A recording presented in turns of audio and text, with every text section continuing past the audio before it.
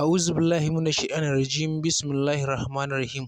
Da sunan Allah mai rahama mai jin ƙai. Amincin Allah ya tabbata a gare ku masu kallo da sauraron mu a wannan tasha ta mai albarka mai suna Magajin News Hausa TV. A yau ma din dai kamar kullum mun zo muku da wani sabon labari a inda za ku ji girgizar ƙasa ta danne a fiye da mutum 2,400 a cikin ƙasar Afghanistan.